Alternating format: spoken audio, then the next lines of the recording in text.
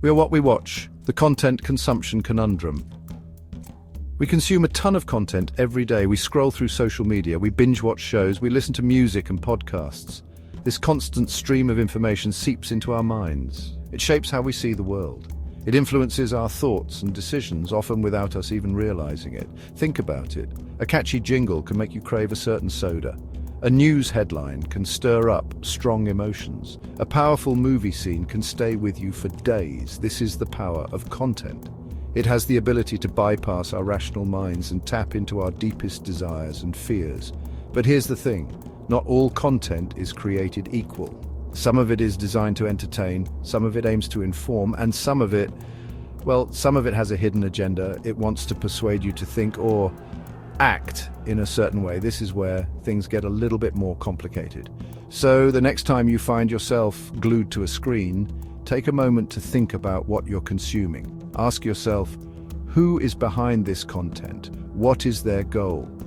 And most importantly, how is it shaping my view of the world?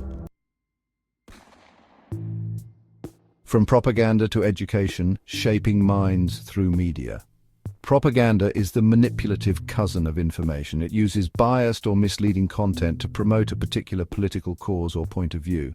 Think of it as a wolf in sheep's clothing. It might look like harmless information on the surface, but underneath it's trying to sway your opinion. Education, on the other hand, is all about presenting information objectively. It aims to foster critical thinking and encourage you to form your own conclusions. It's like a good teacher who gives you the tools to learn and grow without forcing their own opinions down your throat. But here's the catch. The line between propaganda and education can be blurry. A seemingly educational documentary, for example, might have a subtle political slant. A news article, while claiming to be objective, might present a one-sided view of a complex issue. This is why it's crucial to be media literate. We need to be able to analyze the content we consume critically. We need to question the source, consider different perspectives, and be wary of anything that feels overly biased or emotionally manipulative. Because in the age of information overload, knowledge is power, and knowing how to sift through the noise is more important than ever. The evolution of influence, news, music, and language. News used to be a straightforward affair. You'd turn on the TV at 6 p.m. and a serious-looking person would tell you about the day's events. Music was something you'd listen to on the radio or buy on a physical album. And language, well, it just was. But the digital age has turned everything on its head. News is now a 24/7 cycle delivered through websites, social media, and apps. Music is streamed instantly, often personalized to your taste by algorithms. And language, well, let's just say the internet has given birth to a whole new dictionary of slang, memes, and emojis. This evolution of media has had a profound impact on our psychology. The constant barrage of news, often negative and anxiety-inducing, can leave us feeling overwhelmed and stressed.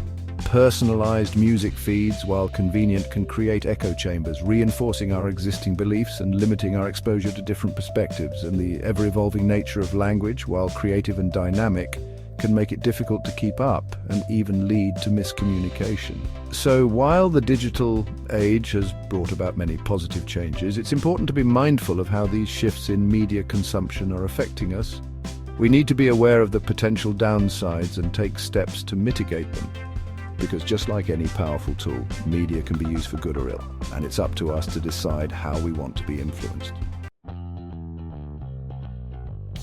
Streaming services and representation, a new era of content.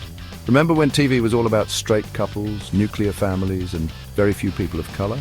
Yeah, those were simpler, more homogeneous times. Fast forward to today, and streaming services have ushered in a new era of content, one that's arguably more diverse and inclusive. Take LGBTQ plus representation, for instance. Streaming platforms have been praised for featuring more LGBTQ plus characters and storylines. Shows like Orange is the New Black and Pose have not only entertained but also sparked important conversations about identity, acceptance and equality. But hold your applause for a second.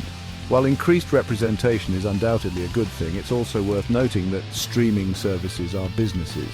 They're not just in the business of pushing social boundaries, they're in the business of making money. And sometimes these two goals can be at odds with each other. So is this new era of content a sign of genuine progress or a calculated business strategy? The answer, like most things in life, is probably a bit of both. It's great that we're seeing more diverse stories being told, but it's also important to be aware of the motivations behind them, because as consumers, we're not just passive viewers, we're active participants in shaping the media landscape. And the more we demand diverse and inclusive content, the more likely it is to be created.